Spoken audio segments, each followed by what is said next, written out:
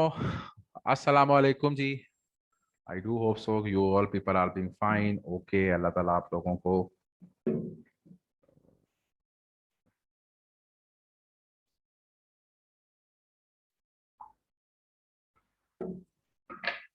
अच्छा जी। अल्लाह ताला आप लोगों को सबसे इत्कामला अता फरमाए जनाब। हम अपनी डिस्कशन करने जा रहे हैं और हम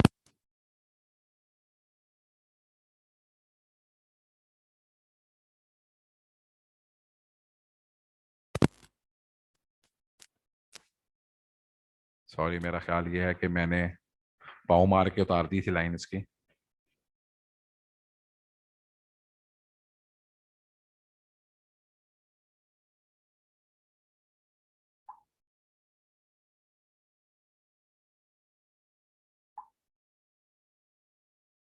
आ, हमारा नेक्स्ट चैप्टर जो था वो पर हमारा हमने हमने अपना कंप्लीट कर लिया था, if I am not wrong.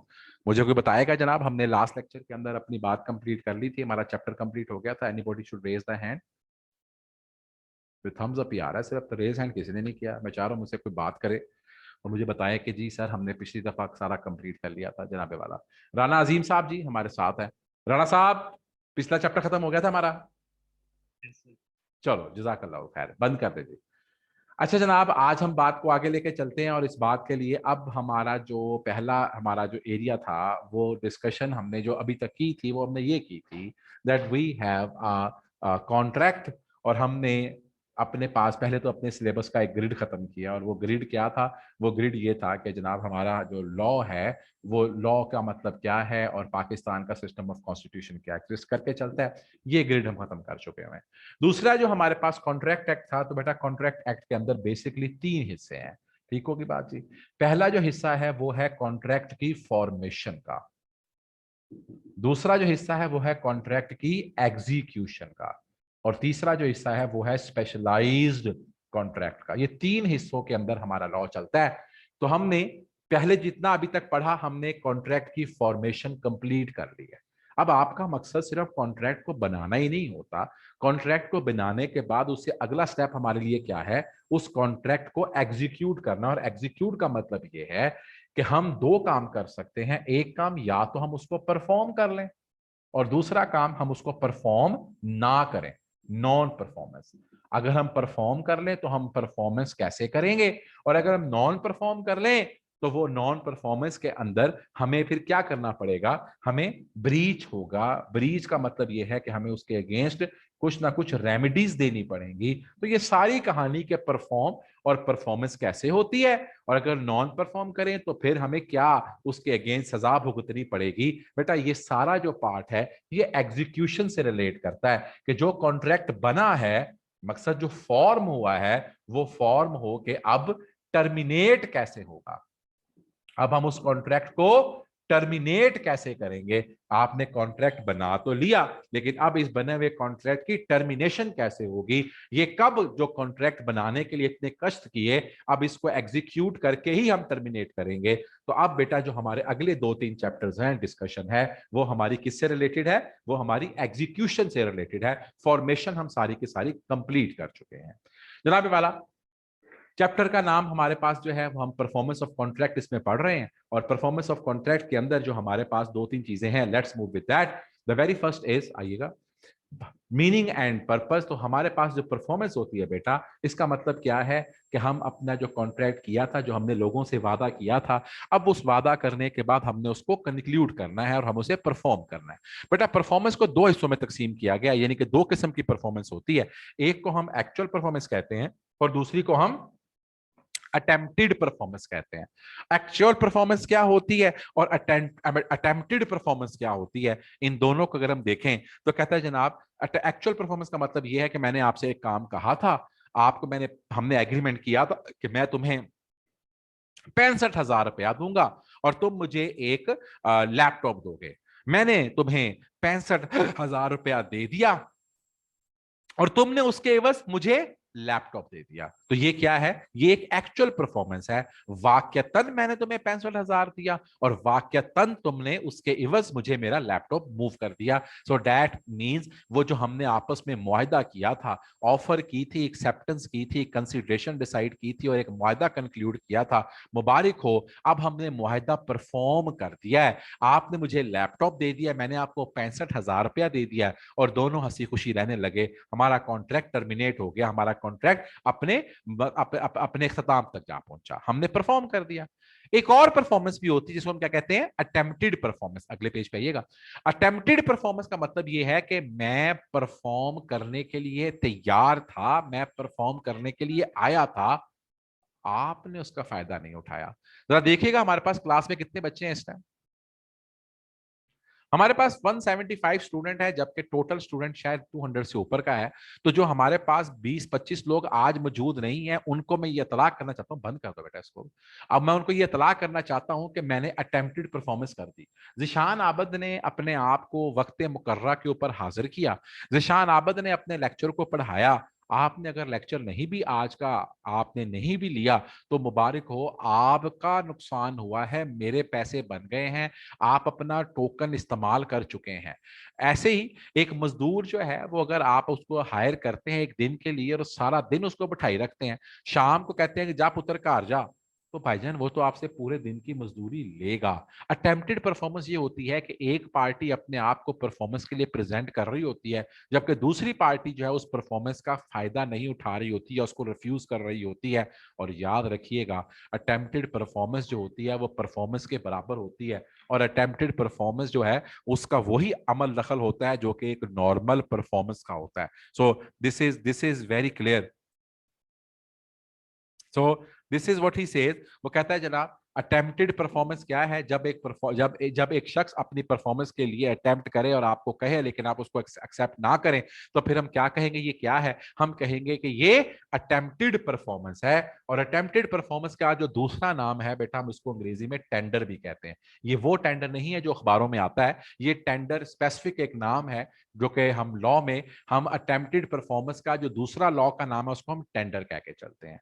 और आपको यहां पर देखिएगा, आजम ने एक कॉन्ट्रैक्ट किया बाबर के साथ कि वो उसको 1 नवंबर को 500 बेल्स कॉटन की देगा।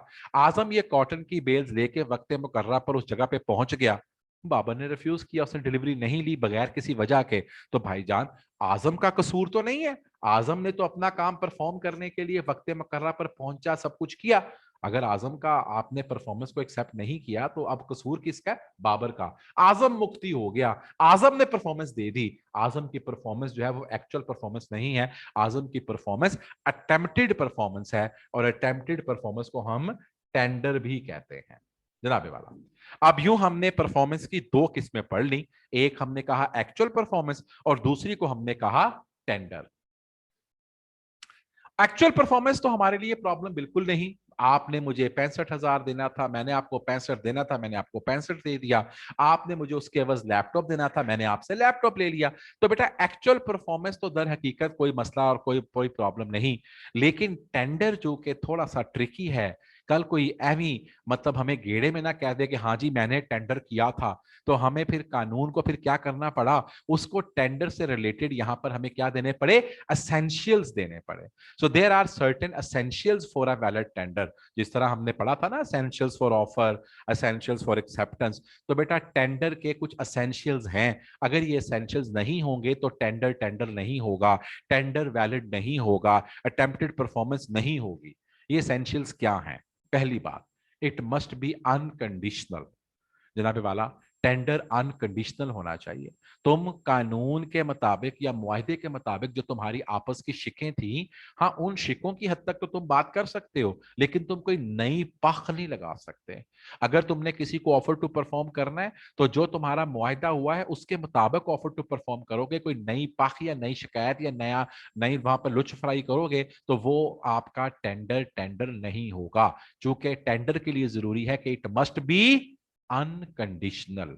एक डेटर था, ओ एक डेटर था एबीसी लिमिटेड, उसने कहा कि मैं अमाउंट ऑफर टू पे द अमाउंट ड्यू, अगर इफ एबीसी लिमिटेड उसको 500 शेयर दे दे। अब देखें जनाब, मैं जब डेटर था तो आपके मैंने पैसे जो थे आपसे मैंने लेने थे और आपको पैसा, और मैंने आपको Anam who is the debtor of ABC limited, यानी कि एबीसी लिमिटेड ने अनम से पैसे लेने हैं। अब अनम को पैसे देने चाहिए। अब अनम यहाँ पर एक नया एक कंडीशन क्रिएट कर रही है कि देती हूँ पैसे लेकिन 500 शेयर भी दो। तो भाईजान ये तो हमारे आपस के मुआहदे में था ही नहीं। वो चीज जो मुआहदे से अलावा, मुआहदे से बालातर आप ऐड करेंगे और फिर कहेंगे मैं ये काम करने को तैयार हूं, तो बेटा ये टेंडर टेंडर नहीं होगा। आगे चलिएगा। It must B at the proper time, proper place and proper person, यानी कि प्रॉपर टाइम। मैंने अगर रात को अफ्तारी से पहले का सामान मंगवाया है और साले मुझे सैरी पे देके जाएं, तो मैं क्या वो लूं? मैं उसको रिफ्यूज कर सकता हूं। मैंने कहा मुझे आप फैसलाबाद में पार्कर रैंडल के ऑफिस दे के जाएं और वो मुझे चक जुमरा आके कहते हैं जी आके ले जाओ, तो मैं टेंडर रिफ्यूज कर सकता हूं। मैंने कहा कि ये काम आपने जिशान आबद के लिए करना है और वो जाके साजदा परवीन के लिए कर रहे हैं, तो भाईजान ये टेंडर टेंडर नहीं है। बड़ी आसान सी बात है। Tender must B at the proper time, it must B at the proper place and it must be for the proper person. Adeel ने ऑर्डर किया केक शंग्रीला बेकर से, उसकी बेटी की बर्थडे 17 थी। वो शंग्रीला वाले जो थे वो 17 के बजाय केक 15 को लेके आ गए। तो क्या मैं एक्सेप्ट कर लूं? नहीं भाईजान, ये टेंडर नहीं है। ऐसे ही हमने कहा आजम एक टेनेंट है बाबर का, ही offered him rent at a marriage party. वो एक आपने उसको रेंट देना था, शादी पर एक बंदे को बुलाया हुआ है, वो शादी के लिए गया हुआ है और आप कहते हैं फड़ मेरे को रेंट लाए थे। भाईजान देखें, रेंट के लिए कोई जगह तो नहीं है कि मैं शादी की पार्टी पे आपसे रेंट लूं। ऐसे ही बहुत दफा ऐसा होता है। आपको एक शख्स जो है वो बड़ा मशहूर लतीफा है कि वो बस के अंदर डाकू आ गए और उन्होंने कहा कि हम बस लूटने लगे हैं। वो जब लूटने का प्रोसेस स्टार्ट हुआ तो शेख साहब ने अपने साथ वाले दोस्त से कहा आला फड़ पैसे, जरा मैं तुम्हें 25,000 रुपया अदा करना सीगा, आ मैं तुम्हें अदा कर देता। तो भाईजान ये प्रॉपर प्लेस नहीं है वो 25,000 रुपए देने की। तो ये शेख साहब इस मामले में कामयाब नहीं हो सके, जो कि tender is should not be at the, it should be at the proper time and proper place and it should be at a proper person. Akram जो था उसने चीजें देनी थी बाबर को, लेकिन बाबर को या उसके एजेंट आजम को, लेकिन अकरम ने चीजें जो थी ना बाबर को दी ना आजम को दी, बल्कि एक नवे शख्स हबीब को दे दी। तो भाईजान आप हबीब मेरा कुछ भी नहीं लगता, आप या अकरम को देते या मेरे एजेंट को देते, तो आपने जाके हबीब को दे दी। मैं जानता नहीं हबीब कौन है। तो भाई जरूरी है वैलिड टेंडर के लिए it must B at the proper time, it must B at the proper place and it must be with the proper person. आगे चलिएगा। You must give the reasonable opportunity, कहता है जनाब टेंडर के लिए जरूरी है कि आप अगले शख्स को रीजनेबल अपॉर्चुनिटी दें कि वो चीजों को इंस्पेक्ट कर सके।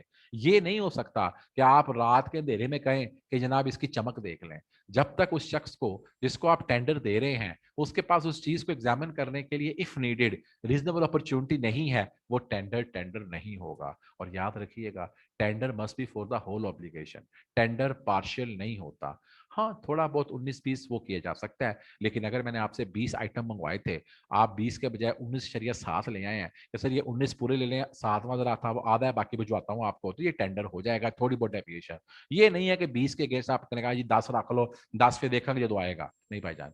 Tender must be for the whole obligation. और फिर कहता है fixed and legal, legal tender in case of tender of money amount must be fixed and must be legal tender. अगर हम पैसे की बात करें, आप टेंडर के तौर पे किसी को पैसे भी तो ऑफर कर सकते हैं, पैसे भी तो वापस कर सकते हैं, तो याद रखिएगा वो पैसे फिक्स होने चाहिए और वो पैसे लीगल होने चाहिए। यहाँ पर उसने में मल्टीपल एग्जांपल्स दी हुई हैं। कहता है जी trending tendering ₹5,000 currency note to a bus conductor, 20 रुपये की टिकट है और आप उसको 5,000 रुपए का टिकट पकड़ा रहे हैं, 5,000 रुपया।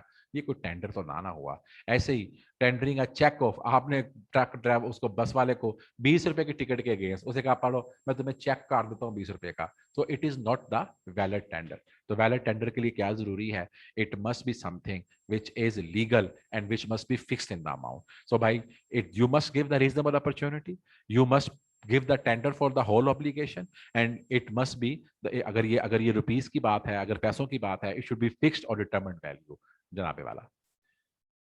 अब यहां पर अगर आपको ये टेंडर की एसेंशियल्स थे, मैंने आपको जब टेंडर दिया और वो टेंडर वैलिड टेंडर था, अज्यूम कर लेते हैं, और आप उसको रिफ्यूज कर दें, आप मेरा टेंडर ना एक्सेप्ट करें, तो फिर क्या होगा? कहता है जब कोई शख्स किसी को टेंडर दे और जब किसी शख्स के टेंडर को वैलिड कहना है, तो बेटा सारे एसेंशियल्स पूरे होने चाहिए। वो सारे एसेंशियल्स पूरे हैं जो भी पढ़ा के आया हूं, लेकिन फिर भी आपने परफॉर्मेंस से इनकार कर दिया, आपने फिर भी वो चीज जो थी मेरी चीज नहीं ली, तो फिर व्हाट विल हैपन? एक अब दोबारा मुझे वो काम करने की जरूरत नहीं है। दूसरा, तुम अब मुझके ऊपर मुकदमा नहीं कर सकते कि जनाबे वाला तुम के मैंने तुम्हारे लिए काम नहीं किया, अब मैं नॉन परफॉर्मेंस का मुर्तकिब नहीं हूं। रही बात यह कि तुमने मेरे लिए काम नहीं किया, तुमने मुझे पैसे नहीं दिए, तो भाई तुम तस्लीम कर लो मेरा टेंडर इक्वल टू परफॉर्मेंस है। अब मैं तुमसे पैसों का मुतालबा भी करूंगा, अपने डैमेजेस का मुतालबा भी करूंगा, और अपनी हर चीज का मुतालबा करूंगा। तो क्या बात सीखी? अगर टेंडर वैलिड टेंडर है, और टेंडर वैलिड टेंडर कब होता है? जब हम अपने सारे एसेंशियल्स पूरे कर दें और फिर भी आप उसको रिफ्यूज करें, तो दोबारा मुझसे तुम गुड्स और सर्विसेज नहीं मांग सकते। मैं अब अपनी लायबिलिटी से डिस्चार्ज हो गया हूं, अब तो मुझे ये नहीं कह सकते कि मैंने अपना काम नहीं किया। और तीसरी बात, मैं तुमसे अपना मुआवजा मांग सकता हूं, मैं तुमसे डैमेजेस मांग सकता हूं, मैं तुमसे अपने वो तमाम नुकसान है मैं तुमसे उसके पैसे देने का हक रख कर चलता हूं। Effect of refusal to accept a valid tender of money, ये मैंने कहा आपका। अब यहां पर वैलिड टेंडर को जब हमने कहा कि वैलिड टेंडर है और आप रिफ्यूज कर रहे हैं, तो बेटा रूल फॉर गुड्स और सर्विसेज फर्क है, रूल फॉर मनी फर्क है। गुड्स और सर्विसेज में हमने कहा आप दोबारा तो मुझे परफॉर्म करने के लिए नहीं कह सकते, अब मैं तुम्हें दोबारा गुड्स और सर्विसेज देने के लिए नहीं आऊंगा। लेकिन यहां पर ऐसा नहीं है। यहां पर कहता है कि अगर तुमने उस वक्त उसको टेंडर किया और उसने टेंडर एक्सेप्ट नहीं किया, तो हमने पीछे पढ़ा था गुड्स और सर्विसेज में he is discharge from liability. लेकिन बेटा यहां पर क्लियर कर लें, अगर पैसे का टेंडर होगा, उसने कहा मैंने अभी पैसे नहीं लेने, कल लूंगा, तो तुम्हारी लायबिलिटी डिस्चार्ज नहीं होगी, तुम्हें अभी भी उसके पैसे अदा करने पड़ेंगे। लेकिन तुम्हें फिर क्या फायदा होगा? लेट पेमेंट होने की वजह से अब वो तुम पर मार्कअप वो नहीं चार्ज कर सकता। यानी कि अगर मैंने किसी शख्स को 20 मार्च को मैंने उसको कुछ गुड्स देने थे, मैं 20 मार्च को गुड्स देने गया, उसने रिफ्यूज कर दिया, अब मुझे दोबारा वो गुड्स देने की जरूरत नहीं है, अब मुझे दोबारा वो सर्विसेज करने की जरूरत नहीं है, अब मुझे ये लेक्चर दोबारा उन बच्चों को जो आज मौजूद नहीं है दोबारा पढ़ाने की जरूरत नहीं है।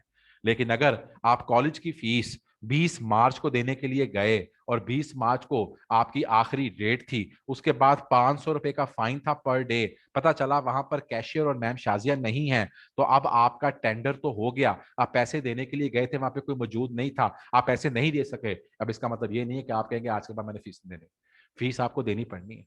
फीस की लायबिलिटी आपकी खत्म नहीं हुई, डिस्चार्ज आप नहीं हुए अपनी लायबिलिटी से, लेकिन अब आपको अगले दिनों का फाइन जो है वो चार्ज नहीं हो सकता।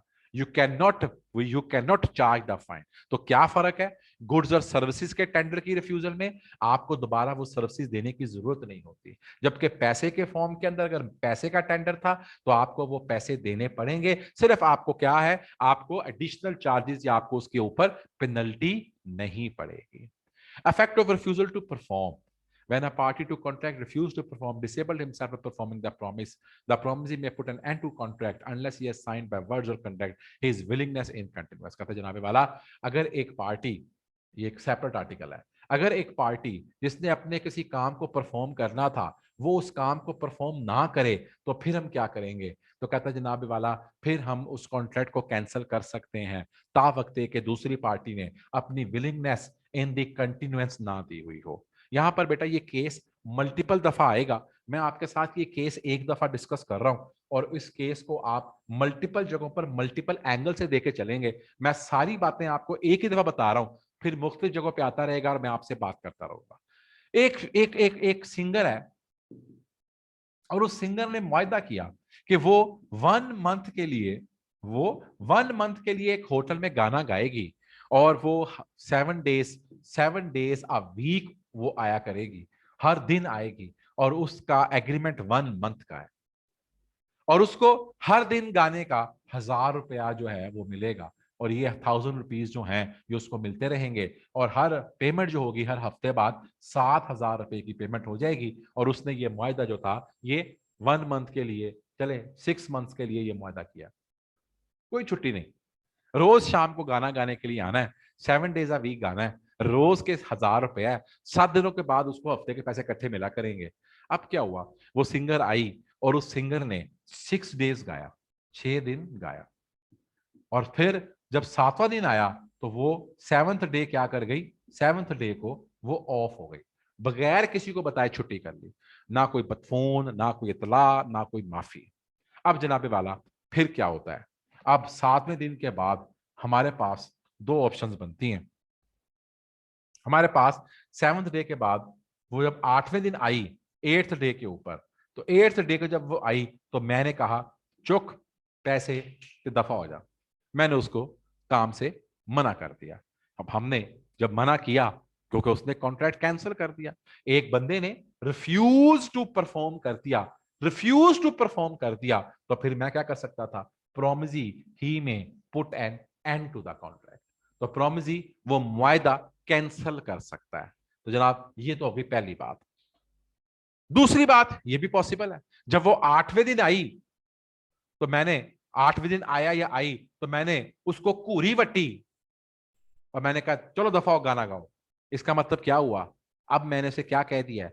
अब मैंने उसको अपनी कंसेंट दे दिया है फॉर कंटिन्यूएंस की। अब मैं क्या होगा? अब मैं जब उसको पेमेंट दूंगा, उसने 8वें दिन के बाद गाना शुरू कर दिया, नॉर्मल गाती रही, तो अब जब वो नॉर्मल गाती रही तो इसका मतलब क्या हुआ? मैंने अपना कॉन्ट्रैक्ट कैंसिल नहीं किया, मैंने क्या किया? मैंने सिग्निफाई किया, या अपने लफ्जों से या अपने आंख के इशारे से, अपनी जबान की हरकत से, अपने अरादों से, क्या? अपनी विलिंगनेस टू कंटिन्यूअस। ठीक है, तुमने 7 दिन छुट्टी की है, लेकिन उसके बावजूद ठीक है तुम काम कर लो, इसके बावजूद ठीक है तुम 8वें दिन गाना गा सकती हो। तो इसका मतलब क्या हुआ? तुम्हारे पास ऑप्शन थी, तुम 8वें दिन जब वो आई थी तो तुम उसके साथ कॉन्ट्रैक्ट को कैंसल कर सकते थे, अपने कॉन्ट्रैक्ट को पुट एंड एंड कर सकते थे। तुमने एंड करना है एंड कर लो, या तुम उसे कंटिन्यू कर लो, या तुम उसे क्या कर लो? कंटिन्यू कर लो। अब इसी बात को आगे लेके चलता हूं। कंटिन्यू करने के ऊपर भी वो कहता है तुम्हारे पास दो कंडीशन है। अगर तो तुमने, जाहिर सी बात है 7 दिन उसने काम नहीं किया, जब तुमने 7 दिन उसने काम नहीं किया तो तुमने उसको पेनल्टी चार्ज करनी है कि नहीं करनी? पेनल्टी और नो पेनल्टी। भाई अगर तो तुमने कोई पेनल्टी चार्ज नहीं करनी तो कोई मसला नहीं, ठीक है काम करने दो। सिर्फ क्या होगा, जब 7 दिन उसने काम किया था तो 7 डेज काम करना था जो उसने, तो तुम उसको 7 डेज में उसने कितने दिन काम किया? 6 दिन काम किया। तुम उसको 7,000 नहीं दोगे, क्या दोगे? 6,000 रुपया दोगे। भाई जितनी दिहाड़ियां काम किया है उतने पैसे देंगे ना उसको। उसने काम एक हफ्ते में 7 दिन करना था, 7 दिन उसने ऑफ कर लिया, अब उसने कितने दिन काम किया? 6 दिन काम किया, तो तुम उसको 6 दिन के पैसे दे दो। कोई पूछने की जरूरत नहीं है, कोई कहानी नहीं है इसके अंदर, ऑल इज ओके। लेकिन तुम्हारे जहन में एक और शरारत सूझी। तुमने कहा कि इससे छुट्टी मुझसे पूछे बगैर की है, तो मैंने इसको पेनल्टी लगानी है। कितनी पेनल्टी लगानी है? मैंने इसको 2500 रुपए की पेनल्टी लगानी है। अब तुम ये नहीं कर सकते कि तुम उससे 8वें दिन गाना गवा लो, तुम उससे 8वें दिन गाना गवा लो नहीं, और फिर गवाने के बाद कहो कि तुम्हारे पैसे थे 6,000 रुपया, उसमें से मैंने 2500 काट लिया तुम्हारी पेनल्टी का, तो अब मैं तुम्हें कितने दे रहा हूं? 3500। नहीं भाईजान, ये तुम 8वें दिन गाना गाते वक्त, गाना गवाने से पहले उसको, तो गाना गवाने के बाद तुम उससे ये काम नहीं कर सकते। अगर तुमने उसको पेनल्टी चार्ज करनी है तो तुम उसको 7वें दिन जब वो छुट्टी करके 8वें दिन आई है, उसको साफ बताओ कि मैं तुम्हें काम करने उस वक्त दूंगा जिस वक्त तुम 2500 रुपए की पेनल्टी कटवाने को तैयार होगे।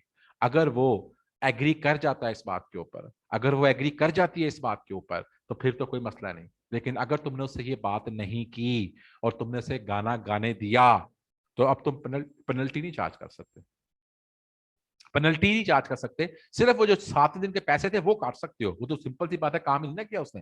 लेकिन तुम उसको पेनल्टी नहीं चार्ज कर सकते।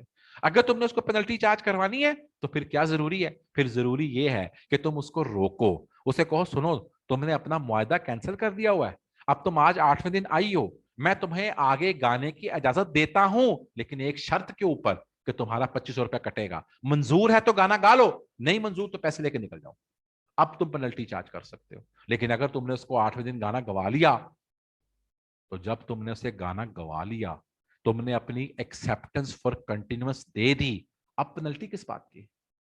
अब तो तुमने उसको माफी दे दी। इसका मतलब किसी को गाना गाना या किसी को अपने काम को करने की इजाजत दे देना, अब पेनल्टी किस बात की? अब तो ये एक्सेप्टेंस इन कंटिन्यूअस है, तुम उसको एक्सेप्टेंस दे चुके हुए हो, कंटिन्यू करने के लिए रजामंदी बता चुके हुए हो, अब पेनल्टी किस बात की चार्ज करोगे?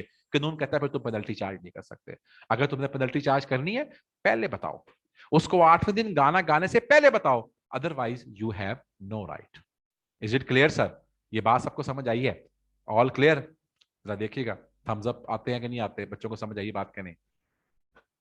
सो ये हमारे पास हमारा रूल था, जिस रूल के मुताबिक हम इस बात को लेकर चल रहे हैं कि जिस वक्त हमारे पास कोई भी शख्स किसी कॉन्ट्रैक्ट से अपने आप को रिफ्यूज करता है तो हम क्या करते हैं, हम उसको, हमारे पास इस बात का हक है, हम चाहें तो अपने कॉन्ट्रैक्ट को क्या कर सकते हैं, कैंसिल कर सकते हैं। और उसने कहा that we may put an end to the contract, लेकिन हाँ अगर हम उसे काम करने की इजाजत दें बाय वर्ड से या अपने दारों से, तो इसका मतलब हम चाहें तो हम उसको अपनी विलिंगनेस फॉर द कंटिन्यूअस भी कर सकते हैं।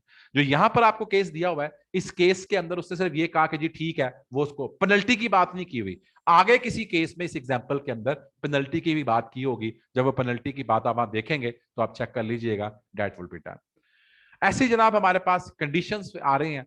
एक हमारे पास कॉन्ट्रैक्ट है मासूम का मुबारक के साथ। मासूम ने कहा कि वो 300 रोलेक्स वॉचेस देगा यकम मार्च को।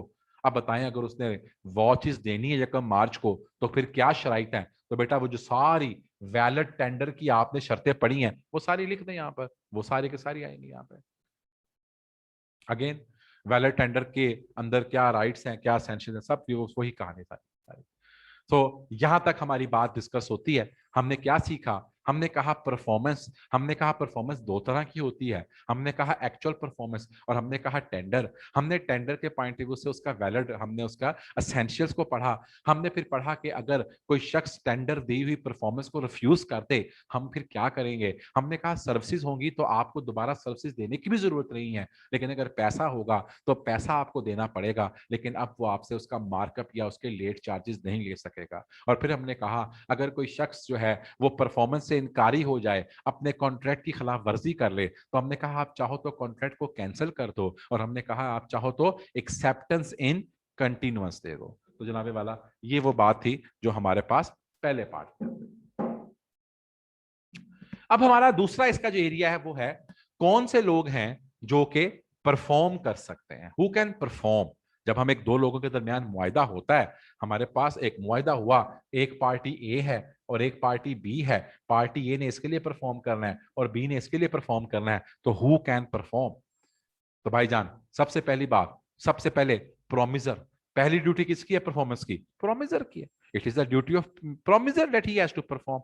और आप ये बात पढ़ के आए हुए हैं, अगर कॉन्ट्रैक्ट पर्सनल नेचर का हो, जिस तरह शादी, जिस तरह पेंटिंग, जिस तरह टीचिंग, तो फिर जरूरी क्या है, सिर्फ और सिर्फ मस्ट, सिर्फ और सिर्फ मस्ट, आजम को शादी उसी से होगी, किसी के नुमाइंदे से नहीं होगी। टीचर वही चाहिए जिसे आपने पढ़ना था, पेंटर वही चाहिए जिसे आपने पेंटिंग बनवानी थी। मैंने कहा था जहां पर स्किल होती है, जहां पर क्या होती है, स्किल इन्वॉल्व होती है, वहां पर वही शख्स परफॉर्म कर सकता है और कोई नहीं परफॉर्म कर सकता। लेकिन जहां पर स्किल नहीं होती तो फिर with the consent of the other person, आपको पता है कंसिडरेशन क्या है, at the desire of the promisor. At the desire of the promisee or any other person has done abstain from doing, does abstain from doing, or promises to do abstain from doing anything, तो भाईजान वो थी हमारी consideration. तो अगर हमारा other than skill है तो फिर उसका एजेंट भी परफॉर्म कर सकता है, फिर उसका लीगल रिप्रेजेंटेटिव भी परफॉर्म कर सकता है, और उसके बिहाफ के ऊपर थर्ड पार्टी भी परफॉर्म कर सकती है, और ज्वाइंट प्रोमिजर भी कर सकता है। तो ये चार लोग हैं जो हमारे पास परफॉर्म कर सकते हैं। प्रोमिजर को तो परफॉर्म करना ही करना है, चाहे वो स्किल्ड हो या नॉन स्किल्ड हो। लेकिन अगर स्किल्ड हो तो सिर्फ प्रोमिजर परफॉर्म करेगा, अगर नॉन स्किल्ड है तो फिर उसके बिहाफ पर ये चार लोग परफॉर्म कर सकते हैं। जनाबे वाला agent, if the intention of party is that the promise can either be performed by the promiser or by his agent, तो फिर it can also be performed by the agent also। आगे चलिएगा, आजम ने प्रॉमिस किया कि वो उसको कुछ पैसे देगा, और उसने कहा कि वो जो पैसे हैं ये या तो मैं तुम्हें दे दूंगा या तुम्हें मेरे बिहाफ के ऊपर, ठीक है, बाबर पे कर देगा। और भाईजान अब चूंकि हमने यहाँ कह दिया या आजम दे देगा या मेरे बिहाफ पर बाबर दे देगा, ठीक हो गया। If Azam dies before the time appointed तो उसका तो उसका कोई भी उसका एजेंट जो उसको परफॉर्म करके पेमेंट दे सकता है। बेटा लीगल रिप्रेजेंटेटिव कब होता है, कहता है जनाब जाहिर सी बात है पर्सनल नेचर के अंदर या जहां पर जाती कॉन्ट्रैक्ट हो वहां पर तो कुछ नहीं होगा, लेकिन जो उसके अलावा बाकी तमाम चीजें होती हैं वहां पर किसी भी शख्स का कोई नुमाइंदा, आजम की डेथ हो गई तो अब उसका लीगल रिप्रेजेंटेटिव जो है वो मुआयदा जो है वो परफॉर्म कर सकता है। लेकिन मैंने आपको पहले बता दिया हुआ है ये कॉन्ट्रैक्ट जो हैं, ये जो हमने अदर देन प्रोमिसर किए हैं, ये पर्सनल नेचर के कॉन्ट्रैक्ट्स नहीं होंगे। इसीलिए कहता है, आजम ने कहा था कि वो बुशरा से शादी करेगा, शादी करेगा, पर्सनल कॉन्ट्रैक्ट है, आजम मर गया तो अब ये नहीं है कि आजम का लीगल रिप्रेजेंटेटिव उसका भाई जो है वो जाके शादी कराए, नहीं भाईजान। जहां पर पर्सनल कॉन्ट्रैक्ट है वो सिर्फ और सिर्फ कौन कर सकता है, वो सिर्फ वही शख्स प्रोमिसर कर सकता है। लेकिन अगर पर्सनल कॉन्ट्रैक्ट नहीं है तो वो शख्स खुद कर ले, चाहे उसका कोई नुमाइंदा एजेंट कर ले, उसका लीगल रिप्रेजेंटेटिव कर ले, उसके बिहाफ पे थर्ड पार्टी कर ले, सब्जेक्ट टू कि वो प्रॉमिसी को कबूल हो, या फिर उसका कोई ज्वाइंट प्रॉमिसर कर ले। बेटा ज्वाइंट प्रॉमिसर क्या होता है, हम तीन लोगों ने मिलकर तुमसे वादा किया था कि हम तुम्हारे लिए परफॉर्म करेंगे, तो जब तक हम तीनों जिंदा हैं हम में से कोई भी एक शख्स तुम्हारे लिए काम कर सकता है। एक मर गया बाकी दो जिंदा, तो जो मर गया उसका रैप और जो दो जिंदा है उनमें से कोई एक जाके काम कर सकता है। अगर सारे मर गए तो फिर सबके रैप में से कोई भी एक रैप जाके आपके लिए काम कर सकता है। तो बात क्या हुई, ज्वाइंट प्रॉमिसर वो होते हैं जहां पर एक से ज्यादा लोग मिलकर मुआहदा करें। तो कानून कहता है अगर एक से ज्यादा लोग मिलकर मुआहदा करें तो उनमें से कोई भी शख्स जो है वो मुआहदे के अगेंस्ट परफॉर्मेंस दे सकता है। जरूरी नहीं है कि वो तीनों इकट्ठे होंगे तो परफॉर्म होगा। और अगर उनमें से एक मर जाए तो दो जिंदा और एक का रैप वो मिलकर उनमें से कोई भी एक शख्स मुआहदा परफॉर्म कर सकता है। अगर सारे मर जाएं तो सारों के जो रैप होंगे उनमें से किसी का भी एक रैप आपका मुआहदा परफॉर्म कर सकता है। तो जनाबे वाला ये वो बात थी हु कैन परफॉर्म। जैसे ये परफॉर्म की बात है, ऐसे ही उसको उल्ट कर लें तो ये परफॉर्मेंस की बात हो जाएगी, कौन परफॉर्मेंस मांग सकता है। तो भाई अगर कोई मुआहदा है और उस मुआहदे के अगेंस्ट मुझे परफॉर्मेंस मांगनी है तो वो कौन मांगेगा, आइएगा जनाब, प्रॉमजी, भाई जिसने बेनिफिट है, प्रॉमजी का एजेंट, उसकी लीगल रिप्रेजेंटेटिव, उसकी थर्ड पार्टी एंड ज्वाइंट प्रॉमजी। अगर हम तीन लोगों ने, हम ज्वाइंट प्रॉमजी हैं और हम तीन लोगों ने किसी से कोई बेनिफिट लेना है, हम तीनों में से कोई भी जाके बेनिफिट मांग ले। अब में से एक बंदा मर जाता है तो उसका लीगल रैप और बाकी दोनों में से कोई एक मान ले, और अगर तीनों मर जाते हैं तो तीनों का भी कोई भी नुमाइंदा जाकर वो अपनी रिप्रेजेंटेशन ले सकता है, वो अपने बिहाफ पर काम कर सकता है। यानी कि क्या हुआ, यानी कि जिस तरीके से प्रॉमिजर की बात पड़ी है बेटा वैसे ही वही लोग हमारे दोबारा किस काम के लिए आ गए, प्रॉमजी के लिए आ गए। अगर आप नोट करें तो वही लोग, अब वहां पर प्रॉमिजर था, वो था परफॉर्मेंस मांग, परफॉर्मेंस परफॉर्म करना, तो परफॉर्मेंस कौन मांगेगा, प्रॉमजी मांगेगा, प्रॉमजी का एजेंट मांगेगा, उसका लीगल रिप्रेजेंटेटिव मांगेगा, उसकी थर्ड पार्टी मांग सकती है उसके बिहाफ पर ऊपर, और अगर ज्वाइंट प्रॉमजी है तो सारे मिलकर मांगेंगे। एक मर गया तो उसका उसका उसका नुमाइंदा और जिंदा लोग मिलकर मांगेंगे, सारे मर गए तो सबके नुमाइंदे मिलकर मांगेंगे। तो जनाबे वाला ये थी आसान सी बात, क्योंकि दोनों की प्रॉमिजर और प्रॉमजी दोनों एक ही किस्म के लोग थे, तो इसलिए मैंने आपके साथ ये joint performance of joint promise और परफॉर्मेंस ऑफ सॉरी जी परफॉर्मेंस ऑफ दी, मैंने who can perform and who can demand the performance, तो मैंने आपके साथ ये दोनों आर्टिकल जो थे ये यहां पर कंक्लूड किए हैं।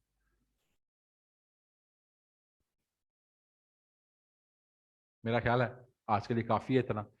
किसी का कोई क्वेश्चन बेटा, आसान सा आर्टिकल है, मजे के आर्टिकल है ये वाले, मुश्किल काम हमने कर ली है, केसलो वाले काम हमने सारे कर लिए हैं, अब मजे मजे के काम है, आसान आसान से काम है। अब इनके अंदर वो प्रॉब्लम और वो कष्ट नहीं है जो हमें शुरू में सीखना पड़ना था, ऑफर क्या होती, हम अपनी जिंदगी का मुश्किल सफर जो है वो काट के आ चुके हैं। जनाबे वाला अगर आपको मेरी आज की बात समझ आई है तो please give me thumbs up, give me heart, give me ice cream and give me oh my God, पवीत तीत पैंती आधे कुछ लाफ्टर है। एक बंदे ने आहा ये क्या हो गया, तो भाईजान मसा जाके 80-85 लोग आते हैं। थैंक यू जी, थैंक यू, अल्लाह हाफिज, अपना ख्याल रखिएगा। आप में से किसी ने अगर ऊपर पेपर दिए हुए हैं तो कल उसका रिजल्ट है, अपने लिए और अपने दोस्तों के लिए दुआ करें कि सबके लिए अल्लाह ताला मुरादें पूरी करे आपकी। और होप सो इंशाल्लाह ताला हमारे वो बच्चे जिन्होंने 1 2 3 लास्ट टाइम लॉ भी दिया है उसका भी रिजल्ट है, दुआ कीजिएगा, बड़ी मेहनत की हमने उनके लिए और हम चाहते हैं कि अल्लाह ताला उनका अच्छा अच्छा रिजल्ट लेकर आए। जनाब वाला किसी ने भी रेज हैंड किया था, खत्म हो गया, चले। ओके जनाब, मेरे हैंड पे अल्लाह हाफिज, इंशाल्लाह जिंदगी रही तो कल आपसे मुलाकात करूंगा, टेक केयर।